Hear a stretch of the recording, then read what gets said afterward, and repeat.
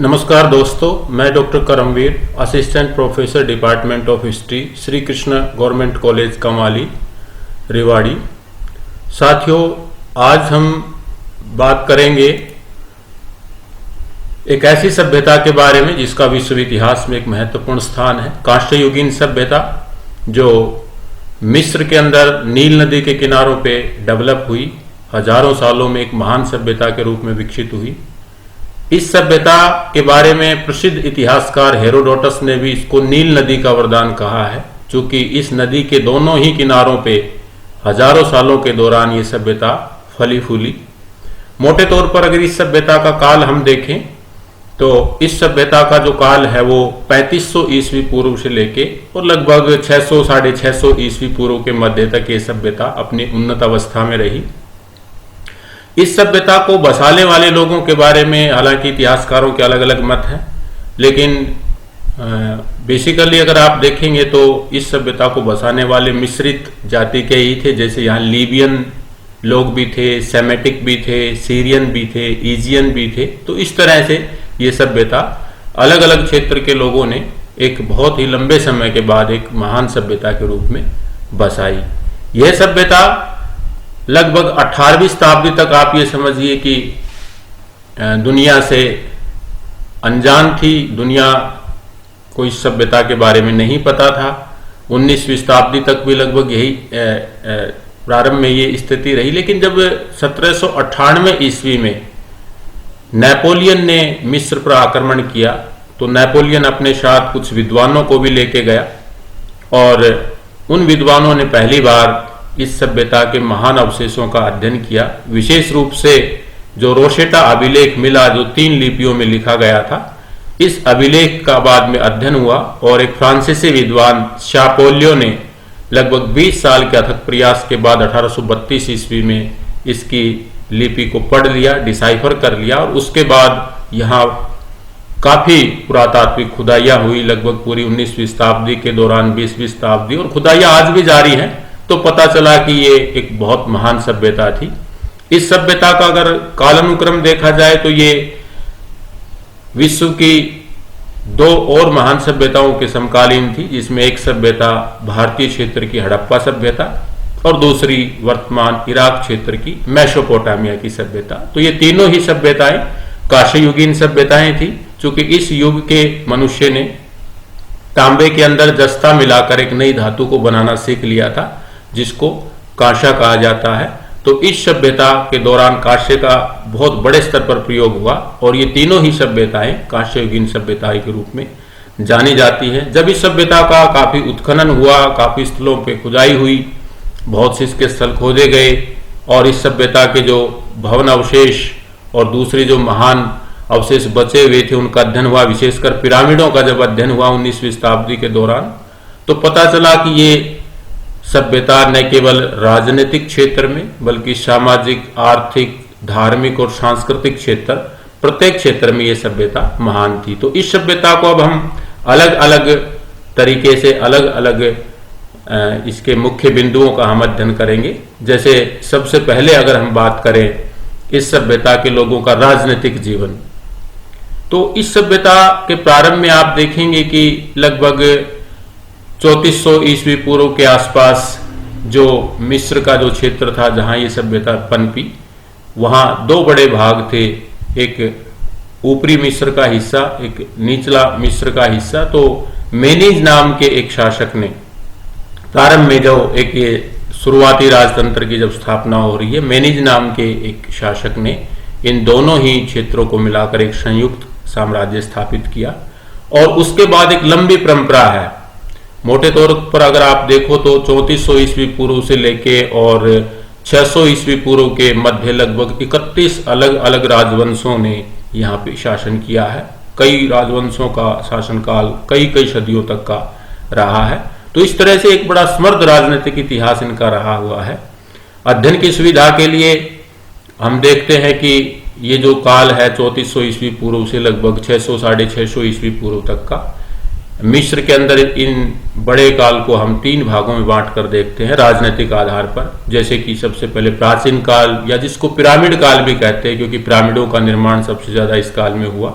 लगभग 3400 ईस्वी पूर्व से लेकर 2500 ईस्वी पूर्व के मध्य ये जो पहला फेज था, जिस दौरान राजतंत्र अच्छे से स्थापित हुआ, अच्छे से व्यवस्थाएं स्थापित की गई उनके द्वारा, और विशेषकर इन शासकों के मंत्रियों प्रधानमंत्रियों के द्वारा इन शासकों के लिए जो पिरामिड बनवाए, तो ये काल पिरामिड काल भी कहलाया जाता है। दूसरा मध्यकाल या सामंत काल भी कहते हैं। एक दौर ऐसा भी आया 2500 ईस्वी पूर्व के बाद कि धीरे धीरे जो वहाँ के शासक थे फराओ, उनकी शक्ति में कहीं न कहीं कमी आई, कहीं न कहीं थोड़ा विघटन हुआ, और जो स्थानीय सरदार थे जिनको हम सामंत कह सकते हैं, उनकी शक्ति में वृद्धि हुई, और उनकी शक्ति के वृद्धि का ये काल था। इसीलिए इस काल को, जो कि 2500 ईस्वी पूर्व से लगभग 1850 ईस्वी पूर्व के मध्य रहा, इसको सामंत काल भी कहते हैं।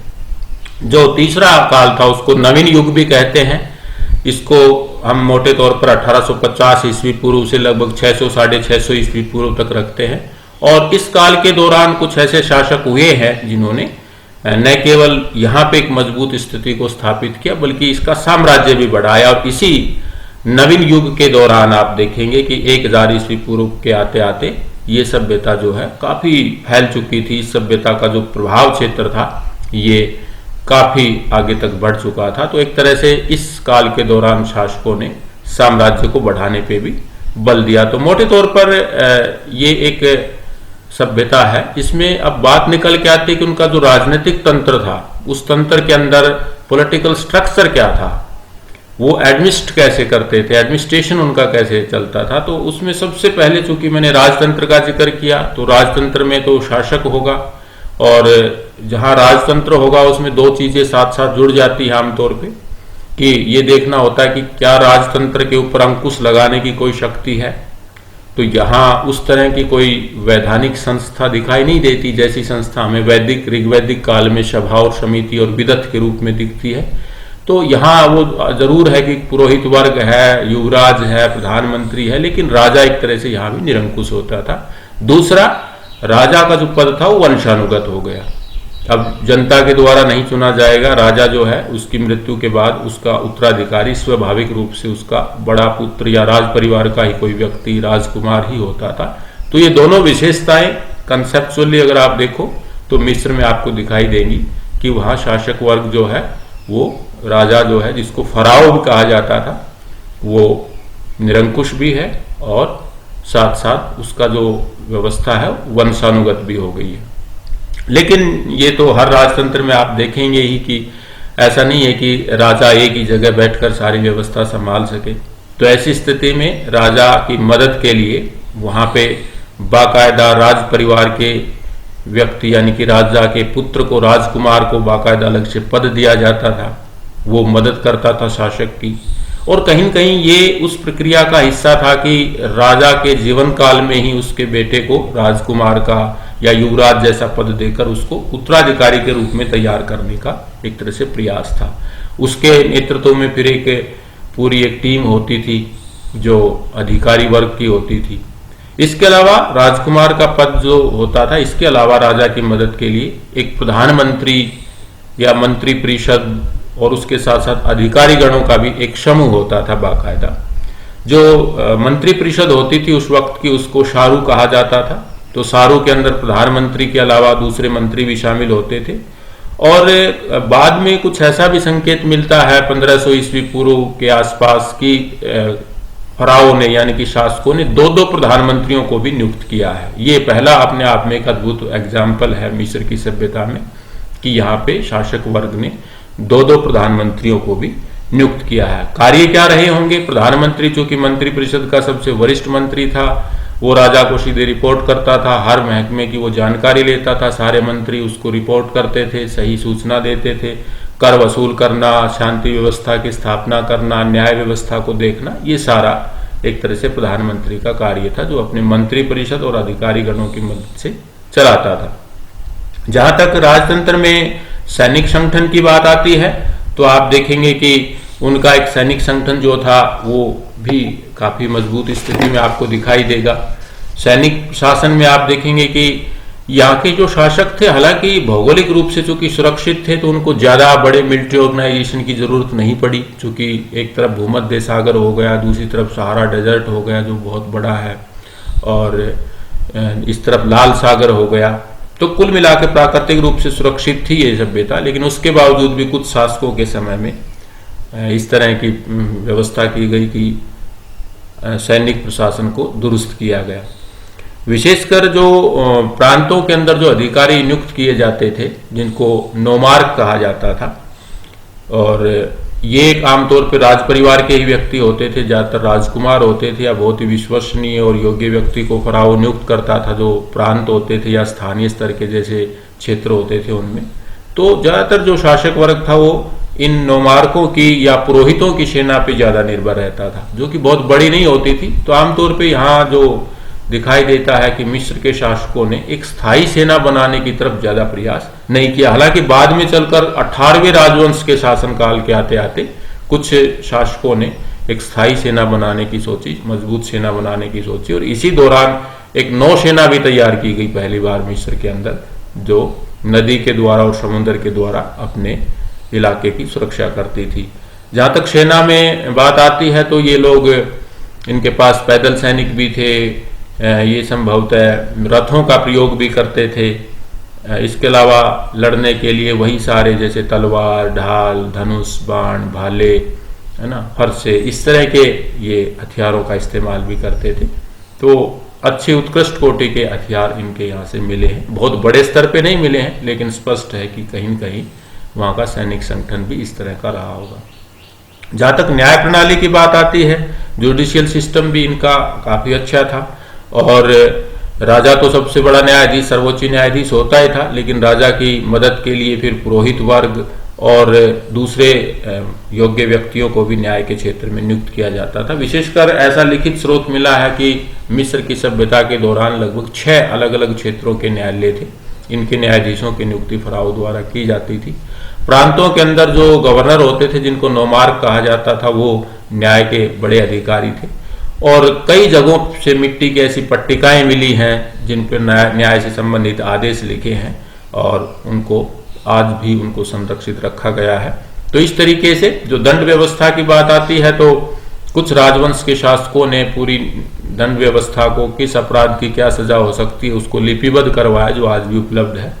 आमतौर पे कठोर दंड दिए जाते थे। राजद्रोह सबसे एक तरह से बड़ा अपराध समझा जाता था, और मृत्युदंड की सजा इसमें दी जाती थी। और मुकदमों के निर्णय से संबंधित जो इनके पेपिरस के पौधों से बनाए गए कागज के ऊपर कुछ निर्णय लिखे हैं, लिखित रूप में कुछ मिट्टी की पट्टिकाओं पे मिले हैं, तो उससे संबंधित जानकारी मिलती है, और वो आज भी ब्रिटिश म्यूजियम में रखे हुए हैं कि किस तरह से अपने यहाँ का न्याय व्यवस्था चलाते थे। तो कुल मिला के आप देखेंगे कि मिस्र की सभ्यता के जो लोगों का राजनीतिक जीवन है, उसमें फराओ जो है उसका बहुत महत्वपूर्ण स्थान है। फराओ विशेषकर दैवीय उत्पत्ति से जोड़ के रखता था अपने को, और जो सूर्य देवता रे होता था उसका अपने को प्रतिनिधि बताता था जनता में अपना प्रभाव स्थापित करने के लिए। इसीलिए आप देखेंगे कि अधिकांश स्थानों के ऊपर जो फराओ होते थे उनकी एक तरह से पूजा भी होती थी, और बाकायदा इनका एक समाज में धार्मिक आधार पे भी एक बहुत बड़ा स्थान था। जहां तक मिस्र के लोगों के सामाजिक जीवन की बात आती है, तो सामाजिक जीवन में सबसे पहले हम देखते हैं कि क्या समाज में सब बराबर थे वहां पे। तो ऐसा तो किसी भी समाज में आमतौर पे दिखाई नहीं देता। तो वहां भी आपको एक सामाजिक वर्गीकरण दिखाई देगा, क्लासिफिकेशन इन सोसाइटी, जैसा कि इस स्लाइड में हमने दिखाया, एक पिरामिड के माध्यम से समझाने की कोशिश की है कि वहां समाज में एक वर्गीकरण है। आमतौर पे वहां भी 3 प्रकार के वर्ग आपको दिखाई देंगे। एक उच्च वर्ग है जिसमें फराओ यानी कि शासक, उसके संबंधित व्यक्ति, राज परिवार के व्यक्ति, बड़े पदाधिकारी, वो सब शामिल हैं, ठीक है। दूसरा जो वर्ग था मध्यम वर्ग, उसमें स्वतंत्र किसान हैं, बड़े व्यापारी हैं, बड़े कारीगर हैं। और मिस्र में एक बहुत बड़ा वर्ग था जो क्लरिकल काम करता था, जो लिपिक का काम करता था, जो पढ़ा लिखा वर्ग होता था, वो कहीं न कहीं उस मध्यम वर्ग में शामिल होता था। जो सबसे नीचे जो सबसे बड़ा वर्ग था, उसमें बहुत छोटे जो किसान होते थे, जिनके पास बहुत कम जमीनें होती थी या जमीन होती ही नहीं थी, वो दूसरों के खेतों पे बटाई में काम करते थे या मजदूरी का काम करते थे, मजदूर वर्ग था, या दास वर्ग था। वो सब उस निम्न वर्ग में आते थे। विशेषकर जो दासों में जो युद्ध बंदी होते थे, युद्धबंदी लोगों को एक तरह से दास्ता झेलनी पड़ती थी, उनको दासों की तरह कार्य करना पड़ता था। लेकिन एक महत्वपूर्ण बात जो मिस्र के समाज में दिखाई देती है, जो मेसोपोटामिया की सोसाइटी में दिखाई नहीं देती, कि इनका जो सोशल स्ट्रक्चर था उसमें थोड़ी फ्लेक्सिबिलिटी हमें दिखाई देती है। वहाँ के तत्कालीन जो उल्लेख मिले हैं और जो पुरातात्विक स्रोत और अभिलेख मिले हैं, उनमें कहीं न कहीं इस बात का जिक्र है कि व्यक्ति अगर अपनी योग्यता के बल पर अपना स्थान बदलता है तो उसको इतनी भी फ्लेक्सिबिलिटी सोसाइटी में कि वो उच्च वर्ग में भी जा सकता था, वो मध्यम वर्ग में भी जा सकता था। ये एक नया संकेत जो इस मिस्र की सभ्यता में कहीं न कहीं हमें दिखाई देता है कि योग्य जो व्यक्ति होते थे, चाहे वो अब तक निम्न वर्ग में है, उनको उच्च श्रेणी के पदों पर भी नियुक्त किया जा सकता था। तो इस तरह से आप देखेंगे कि उनका सामाजिक वर्गीकरण काम करता था। जहाँ तक परिवार व्यवस्था की बात है, तो किसी भी समाज की ये पहली इकाई होती है परिवार। तो मिस्र का जो परिवार था वो भी पितृसत्तात्मक था। हालांकि समाज में बहुविवाह पद्धति भी प्रचलित थी, लेकिन ये संभवतः शायद उच्च वर्ग तक ही ज़्यादा इसका प्रचलन था। और परिवार में तलाक लेने देने का अधिकार भी परिवार के सदस्यों को मिला हुआ था। लेकिन मोटे तौर पर देखा जाए तो परिवार पितृसत्तात्मक थे और घर का जो वृद्ध पुरुष होता था वो घर का मुखिया होता था और वो सारा व्यवस्था देखता था, कार्यों का विभाजन करना, किसको क्या काम करना है, किस तरह की व्यवस्था करनी है, सारे मामले वो देखता था। किसी भी सोसाइटी का जब समाज हम डिस्कस करते हैं तो उसमें बड़ा जरूरी होता है कि महिलाओं की स्थिति कैसी है, पोजीशन ऑफ वीमेन कैसा उस सोसाइटी में रहा है। तो कुल मिला के आप देखेंगे कि मिस्र की जो सभ्यता है इसमें महिलाओं की स्थिति ठीक दिखती है, अच्छी दिखती है। इसके पीछे वजह क्या है, हम कैसे कह सकते हैं कि महिला की स्थिति ठीक है? एक तो वहाँ के जितने भी स्रोत मिले हैं उसमें महिला को बड़े सम्मानित तरह से दिखाया गया है, चाहे वो पत्नी के रूप में हो, चाहे वो बेटी के रूप में हो, चाहे वो माँ के रूप में हो। साहित्यिक स्रोतों के अंदर, मूर्तियों के अंदर, चित्रों के अंदर और दूसरे अभिलेखों के अंदर महिलाओं को एक आदर के साथ दिखाया गया है। ऐसा भी संकेत मिलता है लिखित स्रोतों से कि लड़कियों की सहमति से ही आमतौर पे विवाह होते थे, लड़कियों को शिक्षा भी दी जाती थी, शायद उच्च वर्ग तक ही सीमित रही होगी लेकिन शिक्षा दी जाती थी। संपत्ति में अधिकार था लड़कियों का, ये एक महत्वपूर्ण बात है। और कुछ संकेत तो ऐसे मिलते हैं यहाँ से कि पिता की मृत्यु के बाद जो संपत्ति होती थी उसमें भी लड़की का पूरा अधिकार एक तरह से समझा जाता था। सामान्य समाज में एक विवाह पद्धति थी, लेकिन जैसा मैंने बताया कि उच्च वर्ग में संभवतः बहुविवाह पद्धति थी और महिलाएं पढ़ लिख कर बहुत अच्छे पदों तक भी पहुंच सकती थी। बहुत ज्यादा उदाहरण तो नहीं मिले, लेकिन जैसे हरसेप्सुट नाम की एक महिला का जिक्र आता है, प्रसिद्ध कोई महिला शासिका हुई है यहाँ की, तो वो कहीं न कहीं सामाजिक और राजनीतिक भागीदारी भी दर्शाती है। यहाँ की महिलाएं कलाओं में भी प्रवीण होती थी, जो कि यहाँ के चित्रों और मूर्तियों से पता चलता है। तो कुल मिला के महिलाओं की स्थिति यहाँ अच्छी दिखती है। जहाँ तक आभूषण, श्रृंगार, खान पान और ये सब बातें हैं, रहन सहन, तो वो लिविंग स्टैंडर्ड और ये सब चीजें उनके आर्थिक जीवन से ज्यादा जुड़ी हुई थी। समाज को जो उच्च वर्ग होता था उसका रहना सहना, खाना पीना वो अच्छे स्तर का होता था। वो बड़े घरों में रहते थे, घरों में अच्छे बर्तन, औजार, हथियार, फर्नीचर सब अच्छे स्तर के प्रयोग करते थे। उनके वस्त्र भी बहुत ही मूल्यवान होते थे। इसी तरह जो वो आभूषण पहनते थे वो भी बहुमूल्य धातुओं के होते थे। लेकिन सामान्य जनता में भी आभूषण पहनना, श्रृंगार करना, वो सब चीजें प्रचलित थी। वो अपनी स्थिति के हिसाब से करते थे। उनके आभूषण बहुत बहुमूल्य नहीं होते थे, उनका पहनावा बहुत महंगा नहीं होता था, लेकिन ये सब उनके आर्थिक स्थिति के आधार पर लगभग चल रहा था।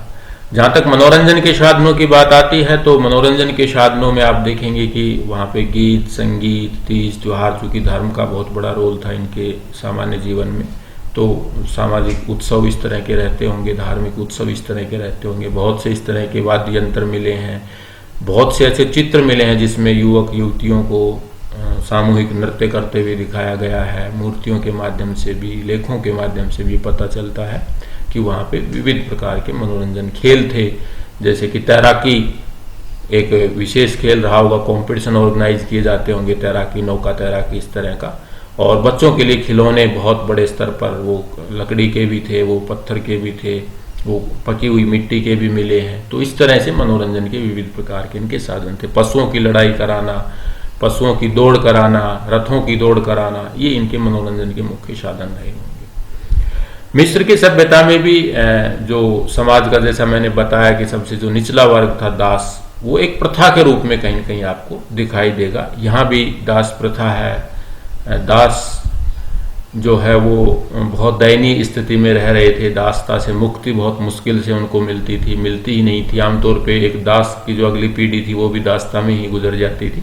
तो इस तरह से वहाँ दास प्रथा का जिक्र मिलता है। विशेषकर आप देखेंगे कि जो फराओ के द्वारा ये जो बहुत बड़े बड़े पिरामिड बनवाए गए, जो बहुत भव्य और बहुत विशाल होते थे, इन सब को बनाने में जो लंबे समय तक लोग लगे रहते थे, वो ज़्यादातर इस तरह के काम दासों से करवाए जाते थे। तो दास प्रथा भी वहाँ के समाज का कहीं न कहीं एक अभिन्न हिस्सा आपको दिखाई देता है। तो इस तरह से उनके समाज के विविध पहलू हैं जो दूसरे सभ्यताओं के समाज में भी हमें दिखाई देते हैं। जहाँ तक मिस्र की सभ्यता के लोगों के आर्थिक जीवन की बात आती है, तो आर्थिक जीवन 4-5 महत्वपूर्ण बिंदुओं के आसपास हम डिस्कस कर सकते हैं।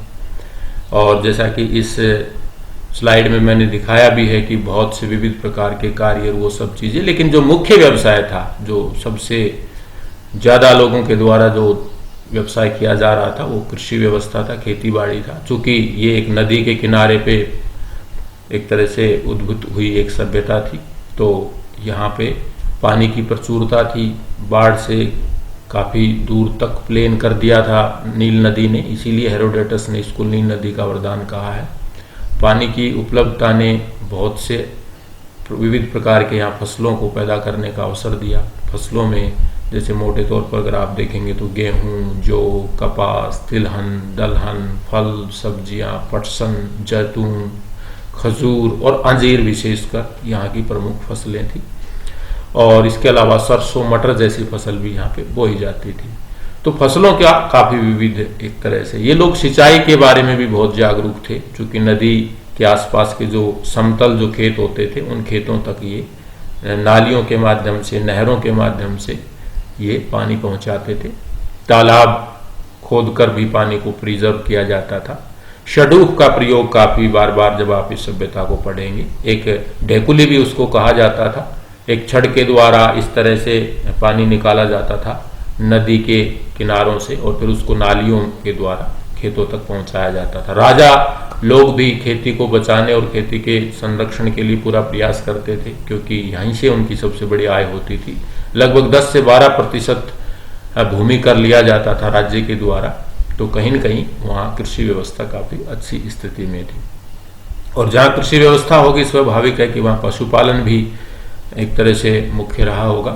तो पशुपालन में आप देखेंगे कि यहाँ पे लगभग वो सारे पशु पाले जाते हैं जो दूध के रूप में जिनका प्रयोग किया जाता है, जिनसे दूध प्राप्त होता है। और पशुओं से जो खेती बाड़ी की जाती थी, बोझा ढोना या खेती करना, वो सारे जैसे कि गाय, बैल, भेड़, बकरी, गधा, खच्चर, इस तरह के पशु ये सारे पाल रहे हैं।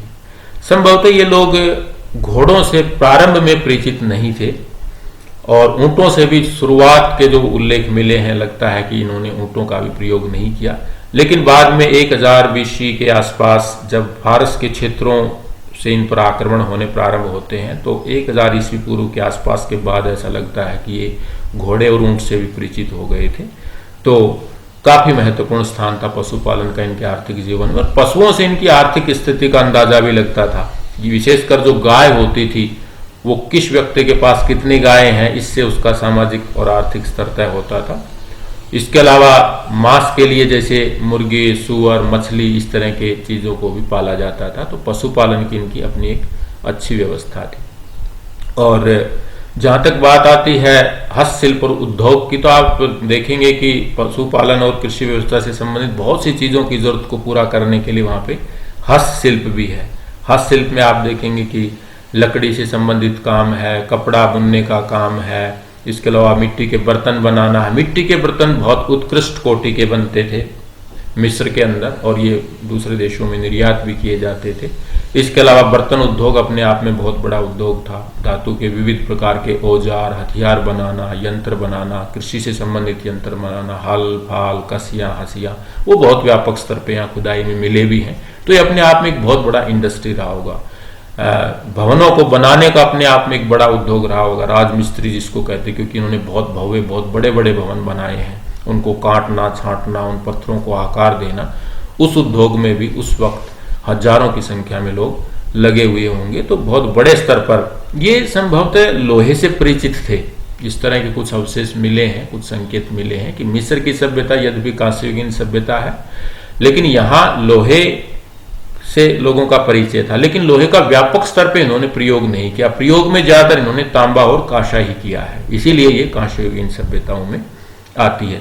विशेषकर इस सभ्यता की एक जो विशेषता है कि यहाँ पेपिरस नाम के पौधे से बड़े स्तर पर कागज बनाने का उद्योग भी था, और ये निर्यात भी करते थे। कागज पेपिरस के पौधों को गलाकर उनकी टहनियों को लुगदी बनाते थे, और लुगदी को सुखाकर फिर ये कागज एक तरह से बनाते थे। उसके रोल मिले हैं, एक तो ब्रिटिश म्यूजियम में बहुत बड़ा एक रोल, पेपर रोल रखा हुआ है, जिसमें कागज को सुखाने के बाद गोल करके उसको एक तरह से रिकॉर्ड मेंटेन करने का काम बनाने के लिए उसको या यूज किया जाता था। तो इस तरह से आप देखेंगे खिलौने बनाने का या कुंभकार का काम है, फर्नीचर बनाने का, जुलाहे का, ये बहुत बड़े बड़े स्तर के उद्योग यहाँ पे रहे होंगे। और जब उद्योग धंधों में, हस्तशिल्प में जब अतिरिक्त उत्पादन होता है तो उससे क्या होता है, फिर व्यापार होता है। अपनी जरूरत को पूरा करने के बाद अतिरिक्त उत्पादन को, सरप्लस प्रोडक्शन को फिर ट्रेड के लिए रखा जाता है। तो व्यापार का जो स्वरूप है दोनों तरह का है। आंतरिक व्यापार भी है, यानी कि मिस्र के लोग आपस में एक दूसरे क्षेत्रों से भी चीजों को खरीदते बेचते थे, और विदेशी व्यापार भी है कि मिस्र के लोग हड़प्पा से, मिस्र के लोग मेसोपोटामिया से या अपने आसपास के अफ्रीका महाद्वीप के दूसरे क्षेत्रों से, सीरिया के क्षेत्र से, तुर्की के क्षेत्र से, इन क्षेत्रों से भी चीजों का लेन देन करते थे। चूंकि ये सभ्यता नदी के किनारे थी और समुद्र भी तट नजदीक लगते थे, तो जल परिवहन इन लोगों के लिए सबसे महत्वपूर्ण एक तरह से परिवहन का साधन था।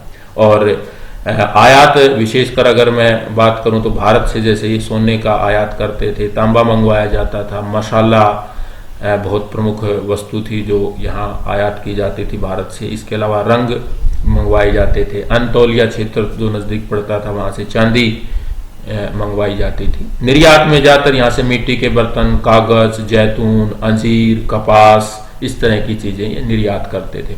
इस स्लाइड में आप देखेंगे कि नीचे जो मैंने चित्र लगा रखे हैं, इनमें विविध प्रकार के कार्यों को करते हुए, चाहे कृषि हो, चाहे धातु पिघलाना हो, इस तरह के कार्यों को करते हुए मंडियों को लगाते हुए लोगों को दिखाया गया है। जहाँ तक विनिमय की बात आती है तो स्थानीय व्यापार ज्यादातर वस्तु विनिमय प्रणाली से होता था, लेकिन ऐसा लगता है कि इन्होंने सोने, चांदी और तांबे के छल्ले जैसी एक मुद्रा का प्रयोग भी कर रहे थे ये। और अच्छी बात ये थी कि यहाँ के रिकॉर्ड से मिलता है कि ऑर्डर देते थे ट्रेड के लिए, रसीद दी जाती थी बाकायदा। कलरिकल वर्ग पूरा बही खाता और लेखा जोखा रखता था। हुंडी जैसी चीज का भी ये प्रयोग करते थे कि लिखित में कोई राशि लिख के दे देते थे और व्यापारी दूसरी जगह उतनी राशि को प्राप्त कर लेता था। ये कुछ अनोखी चीजें थी जो इनके आर्थिक जीवन में आपको दिखाई देती है। तो इस तरह से एक समृद्ध आर्थिक जीवन आप मिस्र की सभ्यता में देख सकते हैं।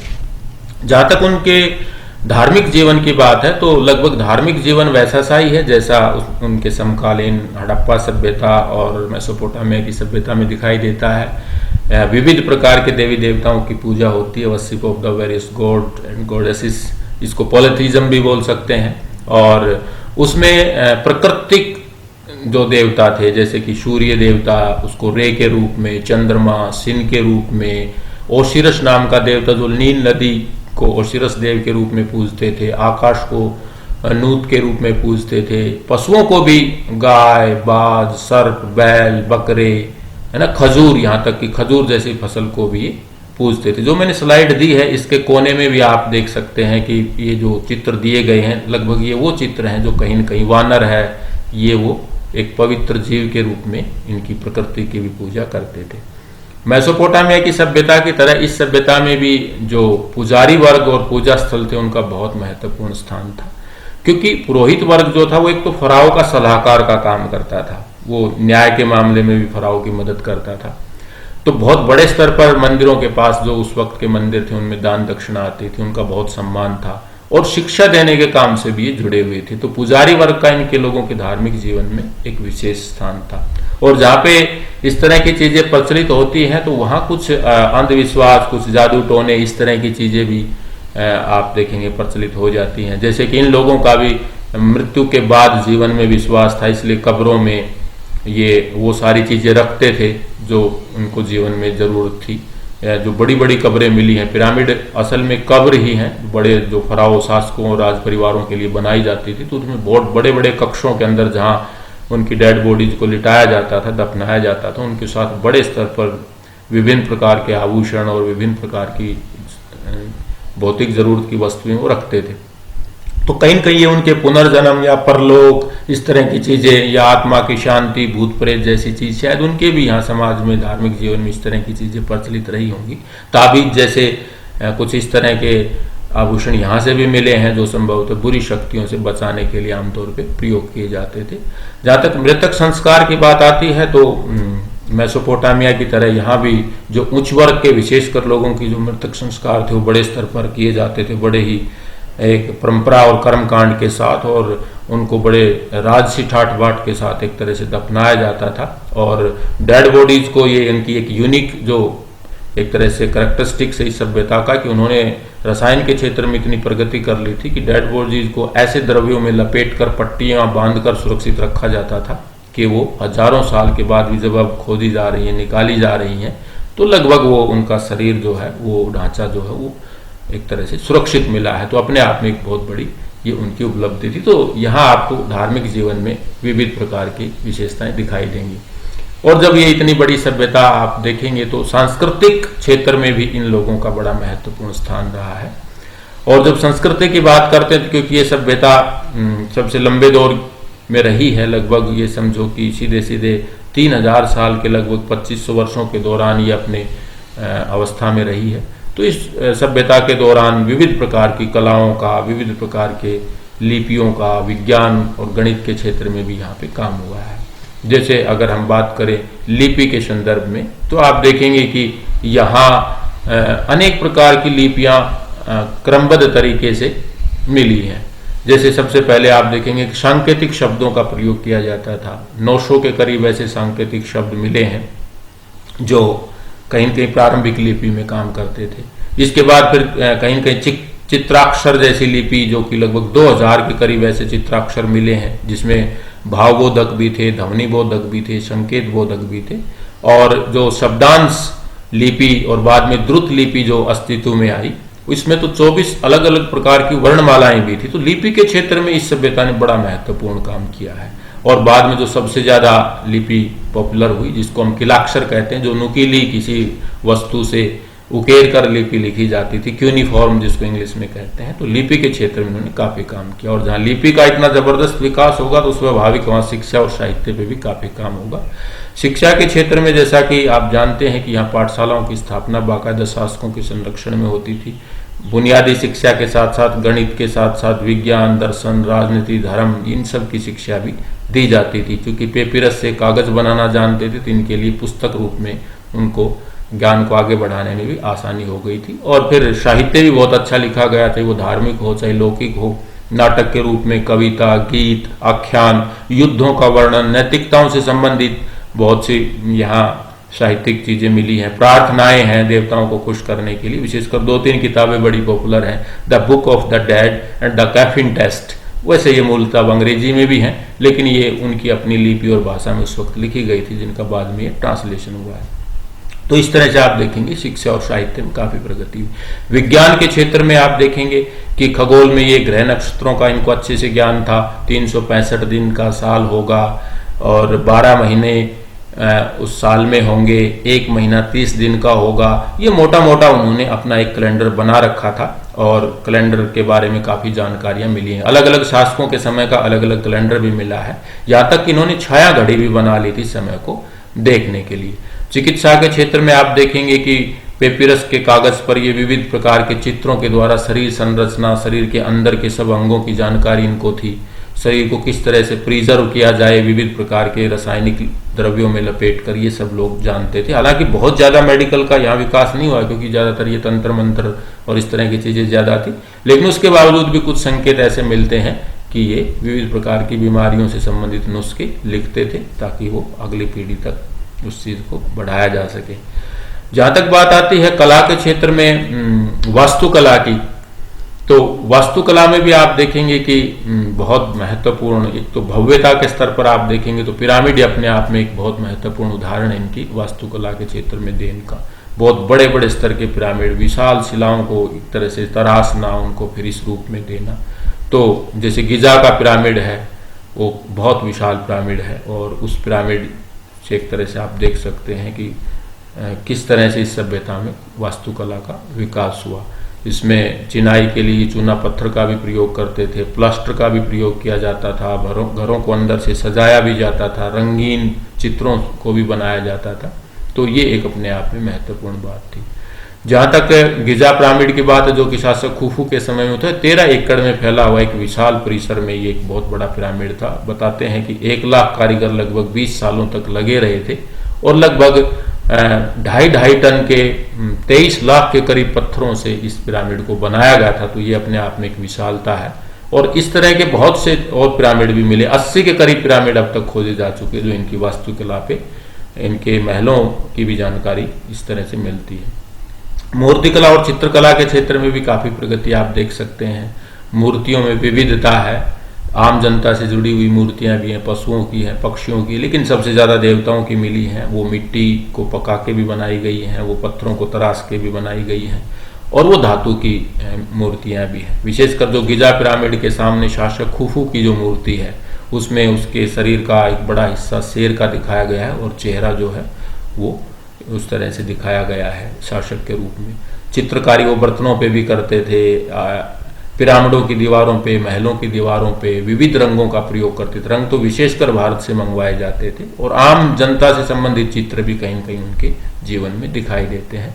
तो कला के क्षेत्र में भी आप देखेंगे उनका बहुत बड़ा योगदान है, और पिरामिड के रूप में जो विरासत उनकी है वो आज तक कहीं न कहीं हमारे पास है। तो कुल मिला के ये सभ्यता जो काफी लंबे समय तक रही, नील नदी के किनारों पर जिसका जन्म हुआ, इसका विश्व इतिहास में एक महान स्थान है, एक बड़ा स्थान है, और एक कड़ी का काम कर रही है इस अफ्रीका महाद्वीप में आगे आने वाले समय में। जो लोह युग शुरू हुआ, तो एक बीच की कड़ी का काम, राजतंत्र के एक नए आयाम स्थापित किए गए इनके द्वारा, एक कल्याणकारी राजतंत्र की भावना।